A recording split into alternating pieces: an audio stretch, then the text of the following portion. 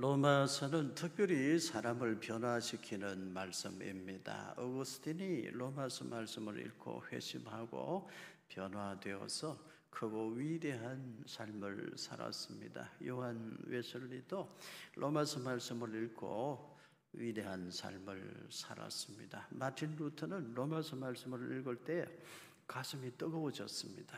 그래서 로마 가톨릭 교회의 부패에 항거하여 95개 조항의 반박문을 써서 붙입니다. 그것이 종교개혁의 출발점이 되었습니다.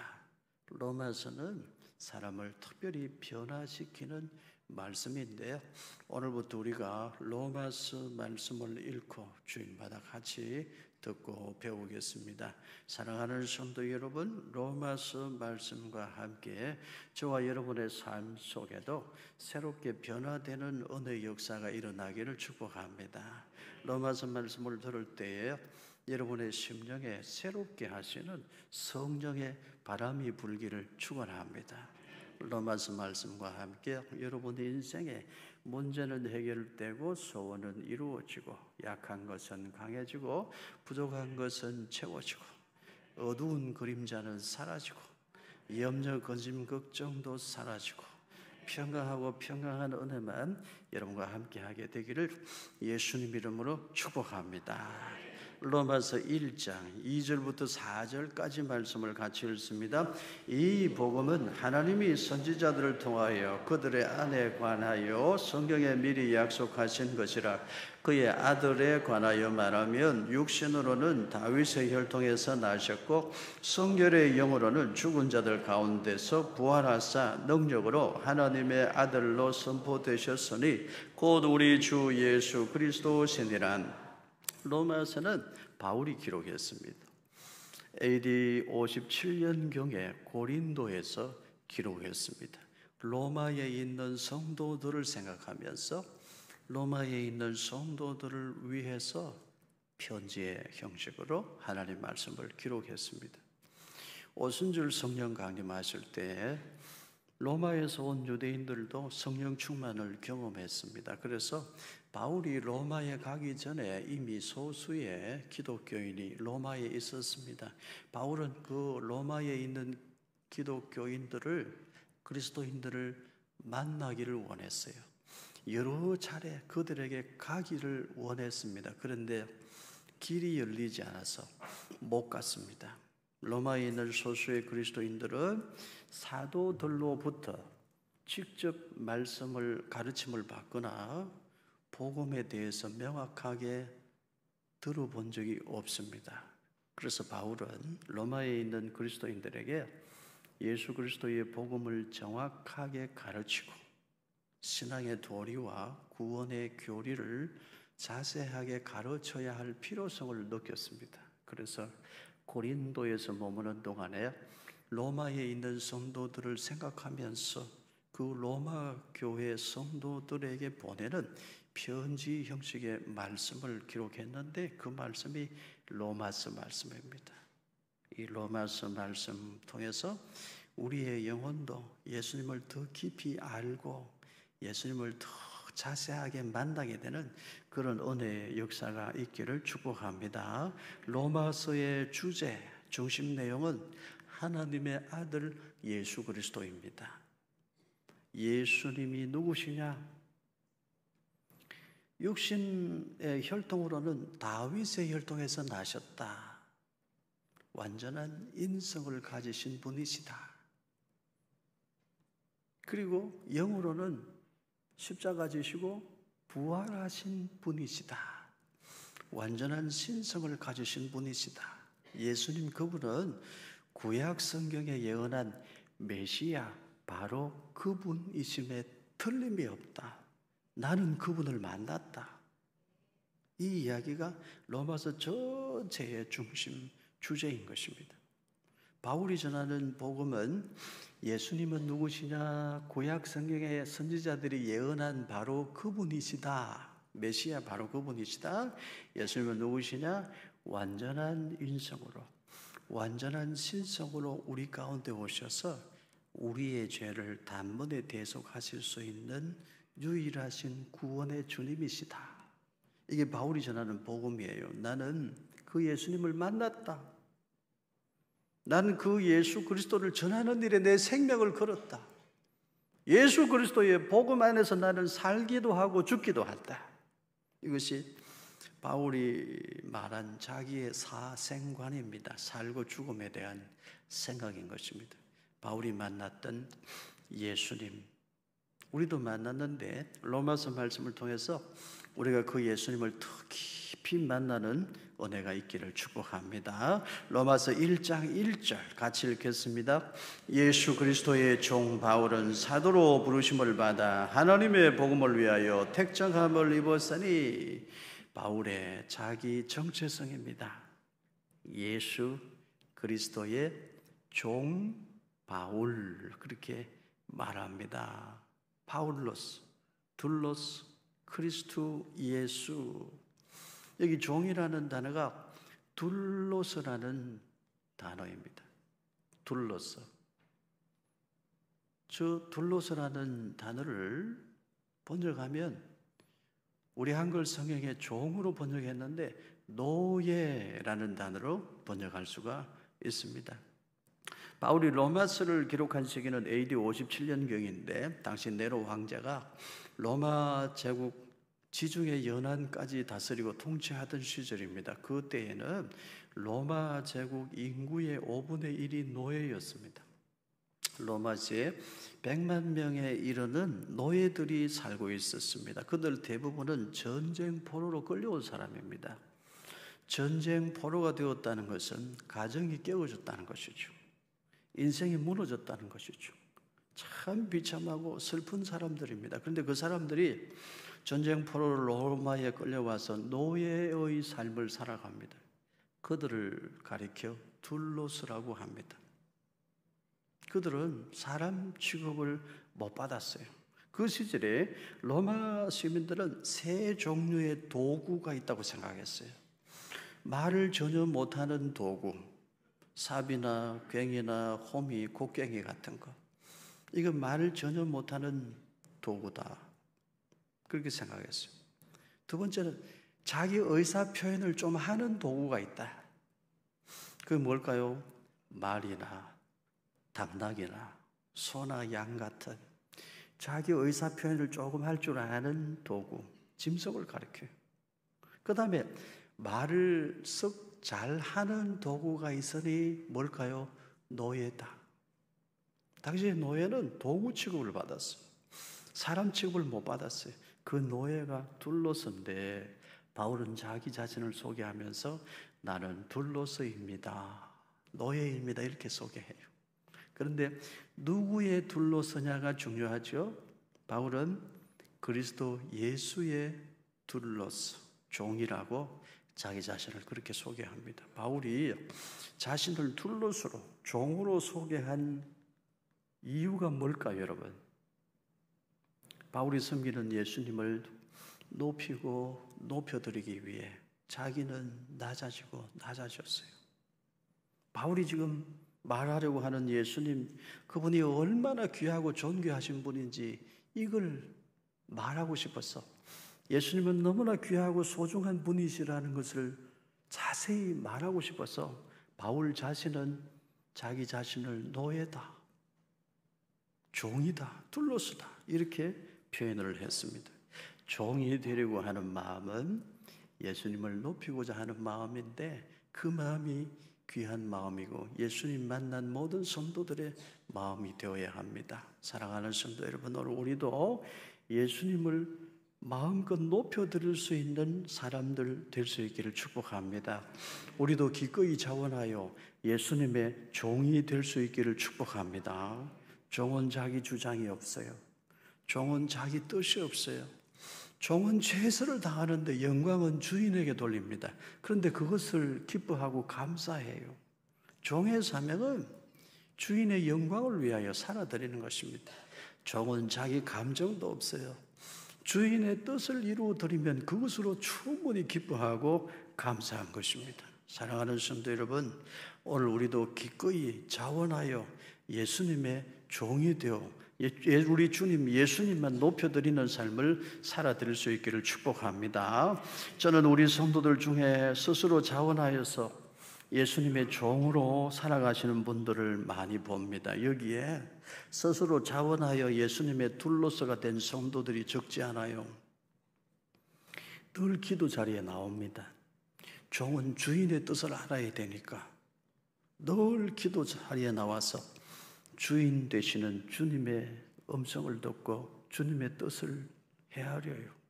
그리고 최선을 다해서 충성하고 봉사해요.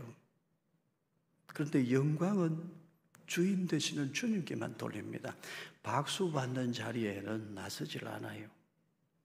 많이 충성했는데 사람들이 알아주지 않는 것으로 인해서 조금도 섭섭해하지 않습니다. 주인이 영광 받으시는 것으로 충분히 기뻐하고 감사하는 삶을 사는 것입니다. 때로는 인간적으로 섭섭한 일도 당하고 서운한 일도 당합니다. 그렇지만은 주인이 알아주시는 것으로 감사합니다. 주님이 알아주시는 것으로 충분합니다. 그런 믿음으로 살아가는 성도들이 지금 이 자리에 계셔요. 저는 그런 분들을 볼 때 진심으로 저분은 나보다 믿음이 좋다, 저분은 나보다 귀하다, 하나님 앞에 가면 저분이 나보다 하나님 앞에 더 상을 크게 받을 것이다, 그런 생각을 해요. 참 귀하고 복된 분들이 있습니다. 예수 그리스도의 은혜를 알고 하나님의 극진하신 사랑을 알고 성령 충만하여 스스로 자원하여 종의 삶을 살아가면 세상 사람들은 모르는 큰 기쁨, 신령한 은혜가 있습니다. 요한복음 15장 14절과 15절 말씀 우리 같이 읽습니다.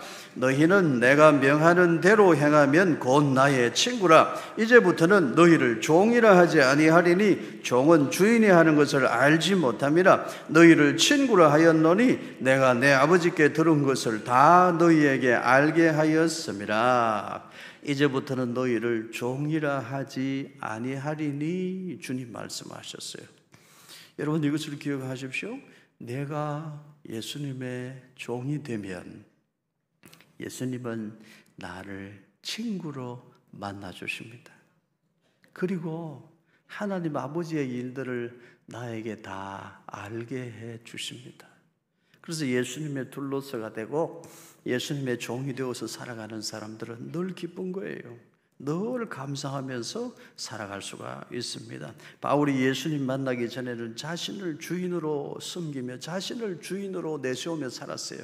나는 가말리엘 문화생이다. 배울 만큼 배웠다. 모르는 것이 없다. 나는 히브리인 중에 히브리인, 바리새인 중에 바리새인이다. 누가 나에게 이래라 저래라 할 수 있느냐. 내가 내 인생의 주인이다.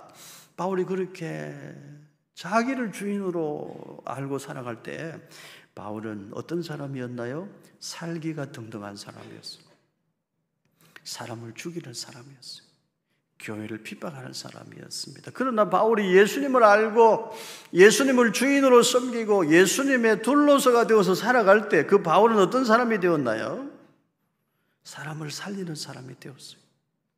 바울이 가는 곳곳마다 성령의 역사가 충만하게 일어나는 하나님 나라 귀한 일꾼으로 살았습니다. 화평케 하는 사람으로, 하나님 나라를 전파하는 사람으로 살았습니다. 성도 여러분, 지금 여러분의 주인은 누구입니까? 내가 내 인생의 주인이 되면 대단한 인생을 살 것 같아도 사실은 한계투성이 인생, 허점투성이 인생을 벗어날 수가 없어요. 그러나 내가 예수님을 나의 주인으로 모시고 살면 예수님의 권세가 나와 함께 하시기 때문에 내가 내 한계 이상의 삶을 살 수가 있습니다. 내 능력 이상의 삶을 살 수가 있어요. 여러분도 진실로 예수님을 주인으로 모시고 기꺼이 자원하여 예수님의 종이 되는 삶 살아가실 수 있기를 주의 이름으로 축복합니다. 로마서 1장 14절과 15절 같이 읽습니다. 헬라인이나 야만인이나 지혜 있는 자나 어리석은 자에게 다 내가 빚진 자라. 그러므로 나는 할 수 있는 대로 로마에 있는 너희에게도 복음 전하기를 원하노라. 바울이 예수님을 만난 이후에 구원의 도리를 분명히 깨달았어요. 나에게는 구원의 소망이 없어. 내가 나를 보건대 나는 죄인이고 죄인 중에 괴수라. 나 스스로는 구원받을 길이 조금도 없어. 그래서 예수님이 이 땅에 오셔서 나의 죄짐을 짊어지고 가셨구나. 인간 스스로에게는 구원의 길이 없었어. 성장 하나님께서 사람의 몸을 입고 이 땅에 오셔서 십자가에 달려 대속의 죄짐을 다 짊어지시고 우리에게 구원의 길을 열어주셨구나. 바울이 그 구원의 도리를 깊이 깨달아요. 구원의 도리를 알고 나니까 바울의 마음속에 생각 하나가 떠오릅니다. 사람은 생각의 복을 받아야 되는데 바울은 구원의 도리와 함께 생각의 복을 받아요. 나 같은 것을 하나님이 왜 불러서 하나님의 종으로 쓰실까? 많은 사람들 중에 왜 하필 나를 주님이 부르시고 주님의 일꾼으로 세우셨나? 난 교회를 핍박했던 사람인데, 주님을 핍박하고 박해했던 사람인데 주님이 왜 나 같은 것을 불러서 이와 같이 하나님의 일꾼으로 쓰시나? 그런 생각을 하게 될 때에 생각 하나가 떠올라요. 나는 빚진 자로구나. 아직 예수 그리스도의 복음을 알지 못하는 수많은 이방인들, 헬라인들, 로마인들, 이방인들, 그들에게 복음 전할 사람이 필요하여 나 같은 사람을 불러 일꾼으로 세우셨구나. 그렇다면 나는 빚진 자로다. 나는 빚을 졌다. 빚진 자 의식을 갖게 돼요. 그래서 그 빚진 자 의식으로 바울은 소아시아 지역을 곳곳을 다니면서 복음을 전하고 로마에까지 가서 복음을 전하는 사람이 되었습니다. 내가 이 빚을 갚는 일, 복음 전하는 일을 행하지 아니하면 나에게 화가 있을지도 모른다. 바울은 그렇게까지 생각했어요. 여러분, 우리도 빚진 자 의식을 가질 수 있기를 바랍니다. 여러분, 사업이 잘 되시나요? 잘 안 되셔요? 사업 잘 되도록 하나님 앞에 기도하시기를 바라요. 하나님이 사업이 잘 되게 하시면 그거 가지고 여러분 하나님 일 하실 수 있기를 축복합니다. 여러분 아직 건강하세요? 그 몸 가지고 하나님 일 하실 수 있기를 바랍니다. 여러분 많이 배웠나요? 그 지식 가지고 하나님의 일에 충성하실 수 있기를 축복합니다. 여러분 직장에서 하나님 앞에 빚진 자 의식을 가지세요. 하나님께서 왜 나를 이렇게 좋은 직장에서 일하게 하셨나? 여러분을 통해서 그 직장 안에서 하실 일이 있는 거예요. 그것을 찾으세요. 그 일에 헌신하실 수 있기를 바랍니다. 여러분 정말 그렇습니다. 우리는 빚진 자입니다. 사업이 잘 됩니까? 물질이 있습니까? 주님 일 하십시오. 주님께서 더 크게 채워주실 줄로 믿습니다. 여러분 지식이 있고 지혜가 있습니까? 더 주님 일 하십시오. 하나님께서 여러분에게 더 지혜와 명철함을 허락해 주실 줄로 믿습니다. 우리는 다 진실로 빚진 자입니다. 먼저 하나님께 빚진 자죠. 부모님께 빚을 졌어요. 인생의 선배들에게 빚을 졌어요. 믿음의 선배들에게 빚을 졌어요. 우리 민족은 이 땅에 와서 복음을 전해준 많은 선교사님들에게 큰 빚을 졌어요. 우리는 다 빚진 자입니다. 낳아주신 부모님의 은혜, 가르쳐주신 스승의 은혜, 내가 조금만 잘해도 박수 쳐주고 위로하고 격려해준 내 인생의 여정에 수많은 믿음의 동력자들, 선배들, 그분들이 있어서 오늘 우리가 있는 거예요. 나 혼자 살아가는 것이 아닙니다. 누군가 만들어준 옷을 지금 입고 살아요. 누군가 땀 흘려 거둔 곡식을 음식으로 먹고 우리가 살아요. 다 우리는 서로가 서로에게 빚을 지고 살아가는 것입니다. 빚진 자 의식을 가지면 모든 것이 감사할 것밖에 없어요. 여러분 우리가 식당에 가서 밥을 먹을 때도 손님은 왕이다 그런 생각하면 안 돼요. 그건 세상 사람들의 생각이요. 우리는 빚진 자 의식을 가져야 돼요. 요즘 경기도 어려운데 자영업 하시는 분들 이렇게 힘든데도 여기에 이렇게 식당 가게 문을 열고 음식을 만들어서 장사하는 분이 있으니까 내가 여기서 밥을 먹을 수 있다. 그렇게 생각하셔야 돼요. 그래서 여러분 식당에 가면 제발 주는 것만 먹지 뭐 더 달라고 하지 말아요. 그래서 뭐 무도 있으면 그냥 휴지로 쏙 닦고 그냥 거기서 먹으면 건강해요. 그걸 주인을 불러갖고 꼬치꼬치 따지고 그러지 말아요. 저는 어디 가서 국밥을 한 그릇 시켜서 먹었는데 절반을 먹다가 보니까 크다란 파리가 한 마리 거기서 나오더라고요. 끔찍하죠? 제가 어땠을 것 같아요? 2숟갈 더 먹었어요. 근데 그 다음에 못 먹겠더라고. 그냥 조용히 나왔어요. 근데 이상하게 그 다음부터 몸이 더 건강해진 것 같아요. 여러분, 사람 사는 세상에 우리 다 서로 빚진 자 의식을 가지면 감사할 것밖에 없어요. 여러분, 제발 식당에 가서 이것 더 가져와요, 저것 더 가져와요 해놓고 나중에 일었을 때 다 남기고 오는 그런 그리스도인은 되지 않기를 바라요. 저는 식당에 가서 화날 때가 있어요.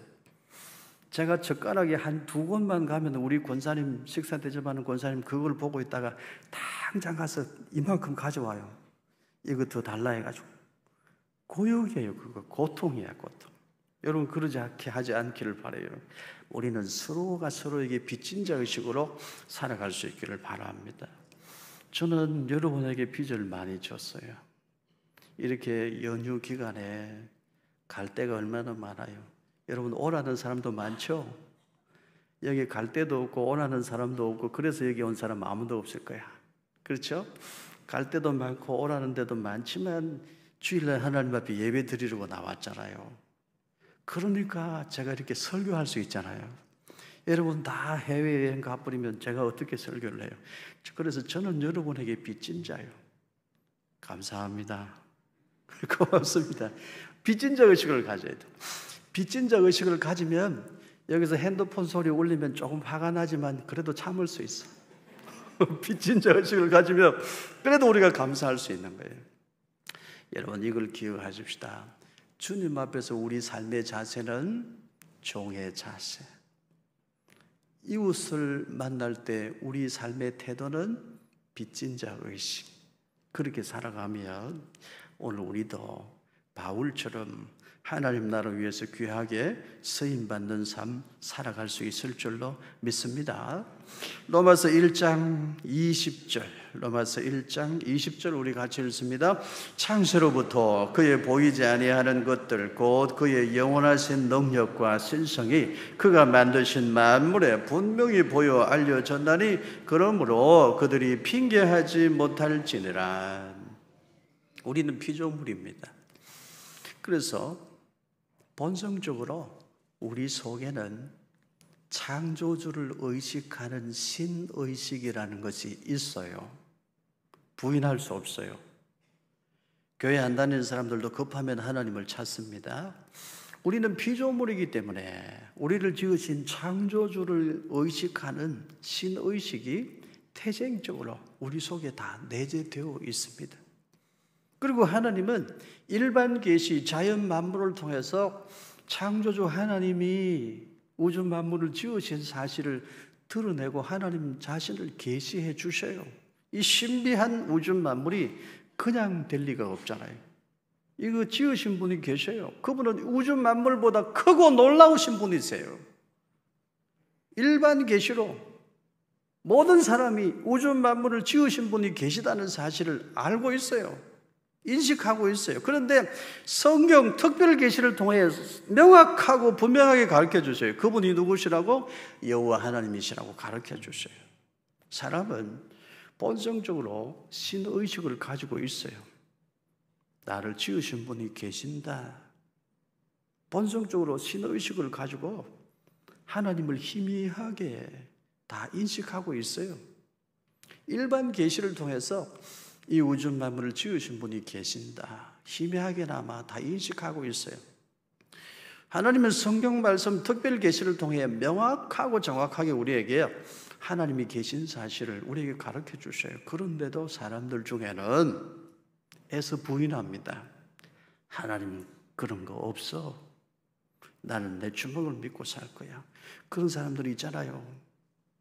자기가 대단한 척 하지만 사실은 가장 공허한 사람이요, 사실은 가장 초라한 사람이요, 사실은 가장 불쌍한 사람이요, 사실은 가장 안타까운 사람이에요. 인생의 마지막에 보세요. 얼마나 공허한지. 애써 하나님이 없다 하고 하나님 모른 척하고 살아보세요. 인생의 마지막이 얼마나 슬픈지 초라한지 말이죠.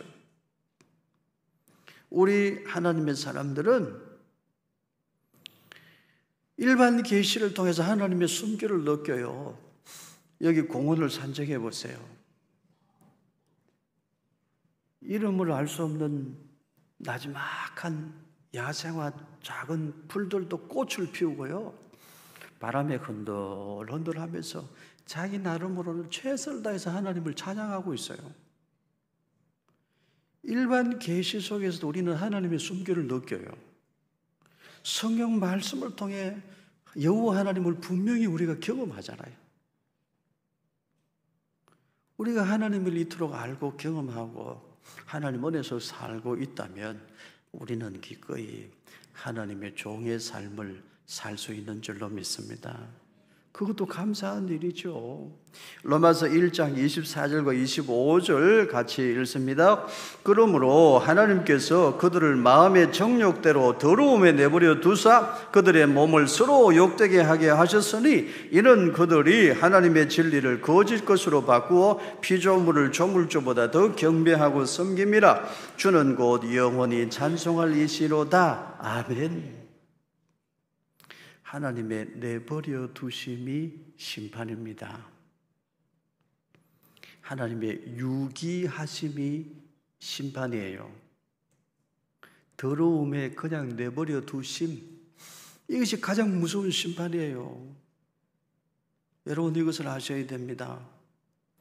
내가 죄 짓고 있는데도 사람들에게 발각되지 않아. 내가 지금 죄 짓고 잘못된 길로 가고 있는데도 내 마음에 양심에 찔림이 없어. 내가 죄 짓고 잘못된 길로 가고 있는데도 아무 문제가 없어. 자꾸 더 형통해. 그건 축복일까요? 심판일까요? 무서운 심판이에요. 그건 저주요. 잘못된 방법으로 성공하는 것은 가장 위험한 것이고 그건 가장 큰 저주입니다. 나는 왜 이런지 몰라. 조금만 내가 마음에 나쁜 생각 품고 죄를 짓고 이러면 하나님이 금방금방 나를 때리시고 치시고 못 살게 구시고, 내가 조금만 죄를 지어도 밤에 잠을 못 자고 나는 하나님이 특별히 나를 너무 못 살게 구시는 것 같아. 그런 생각 조금이라도 하신 적이 있는 분 계셔요? 손 들어보세요. 그런 분이 계시다면 그 사람은 정말 복받은 사람이에요. 하나님의 간섭하심이 축복입니다. 하나님의 개입하심이 축복입니다. 더 큰 축복은 뭐냐? 내가 잘못했을 때 하나님이 사정없이 나를 때리시는 것, 그게 축복이요. 더러움에 내버려 두시는 것은 저주요, 심판이요. 저는 바랍니다. 여러분 아멘 하실 수 있을지 모르겠는데 여러분이 잘못된 길로 가면 하나님이 곧바로 때려주시기를 축복합니다. 아멘 별로 안 하시는 것 같아요. 여러분 내가 잘못된 길로 갈 때 하나님이 금방금방 채찍질 해주시는 거, 이게 축복이요. 내가 더러움에 방치되어 있는 것, 내가 부패하고 타락한 곳에 내 인생을 던지고 있는데 하나님 그냥 내버려 두시는 것, 그건 심판이요. 저주라는 것을 알아야 돼요. 로마서 1장 28절과 29절 같이 읽습니다. 또한 그들이 마음에 하나님 두기를 싫어하며 하나님께서 그들을 그 상실한 마음대로 내버려 두사 합당하지 못한 일을 하게 하셨으니 곧 모든 불의, 추악, 탐욕, 악의가 가득한 자요, 시기, 살인, 분쟁, 사기, 악독이 가득한 자요, 수군수군하는 자요. 특별계시로 하나님을 만나 일반 계시, 자연 만물 속에서 하나님의 숨결을 느껴 성령님의 감동하심 속에 주님을 주인으로 모시고 살아가는 사람은 살아가는 삶의 모습이 다릅니다. 예수님의 종으로 빚진 자 의식을 가지고 살아가는 사람들은 삶의 모습이 다릅니다. 불의, 추악, 탐욕, 악의, 시기 이런 것들을 마음에 품지 않습니다. 살인, 분쟁, 사기, 악독 이런 것들을 멀리합니다. 가까이 할 줄을 몰라요. 그리고 수군수군합니다. 하지 않습니다. 당당하게 살아가요. 정의롭게, 멋있게 살아가는 거예요. 살아가는 성도 여러분, 여러분의 마음속에는 불의, 추악, 탐욕, 악의, 시기, 살인, 분쟁, 사기, 악독 이런 것들이 조금도 없게 되기를 축복합니다. 수근수근하는 그런 사람 아니기를 바라요. 당당하게 멋있게 살아가는 하나님의 사람 되기를 주의 이름으로 축원합니다. 형제 사이에 시기, 질투가 없기를 바라요. 부모 유산 문제로 갈등이 있습니까? 할 수 있는 한 양보하시기를 바랍니다. 내 삶에 빈 그릇이 있어야 주님이 채워주시지. 주님이 채워주시는 게 더 귀하고 더 놀라워요. 우리 어떻게 살아야 됩니까? 예수님의 종으로 살아야 됩니다. 사람들과의 인간관계 속에서 어떻게 살까요? 빚진 자 의식으로 살면 됩니다. 그리하면 오늘 우리도 바울처럼 하나님 나라를 위하여 쓰임받을 수 있습니다. 사랑하는 성도 여러분, 예수님의 둘러서로 살아가는 삶은 가장 영광스러운 삶이요, 우리 다 예수님의 종으로 살아갈 수 있기를 축복합니다. 주님 한 분만으로 기뻐하고 충분히 감사할 수 있는 믿음, 오늘 저와 여러분의 믿음이 되기를 주님의 이름으로 축복합니다. 주님 앞에서는 종의 자세로, 주님 피로 값주고 사신 교회를 섬길 때에도 종의 자세로, 누구를 만나든지 빚진 자 의식으로 오늘 우리 그렇게 살아서 바울처럼 하나님 나라 일꾼 되어지는 축복 우리 모두가 누려야 할 줄로 믿습니다. 역사학자 아놀드 토인비는 바울을 이렇게 평가했습니다. 우리 화면을 보시고 같이 한번 읽어 보십시다. 바울의 발길이 머무는 곳, 그곳이 어느 마을이든 어느 도시든 그 순간부터 그 도시와 마을은 바울의 발걸음에 땅이 진동하기 시작했다. 바울이 로마에 끌려 들어온 날부터 로마의 하늘은 새벽이 밝아오고 있었다. 바울만큼 세계 역사의 운명을 바꾼 사람은 없다. 토인비는 또 이렇게 말했어요. 바울이 가이사랴에서 로마를 향해 타고 가던 그 배는 유럽의 문명을 바꾸어 놓은 배였다. 그런데 바울은 자기 자신을 어떻게 인식하고 있었나요? 둘러서로 예수님의 종으로 인식하고 있었습니다. 바울의 삶의 태도는 빚진 자의 삶의 태도였어요. 그런 사람을 주님이 쓰신 거예요. 사랑하는 성도 여러분, 예수님의 종으로 살아가는 삶, 가장 영광스러운 삶입니다. 빚진 자 의식을 가지고 살면 모든 게 고맙고 감사해요. 이번 추석 명절은 특별히 우리가 빚을 갚을 수 있는 아주 좋은 기회입니다. 부모님께 진 빚, 형제 자매에게 진 빚, 이웃에게 진 빚을 갚을 수 있는 아주 좋은 기회예요. 여러분, 예배 마치고 어디든 가셔서 빚진 자 의식을 가지고 빚을 잘 갚고 오시기를 바라요. 두 손 두 팔 걷어붙이고 힘든 일은 내가 나서서 하고, 고향 방문길에 차 운전하고 가는데 갑자기 끼어드는 사람이 있으면 저주하지 말고 축복하고, 빚진 자 의식을 가지고 예수님의 종의 모습으로 살아서 오늘 우리의 삶이 하나님 나라를 전파하는 삶이 되기를 주의 이름으로 축복합니다.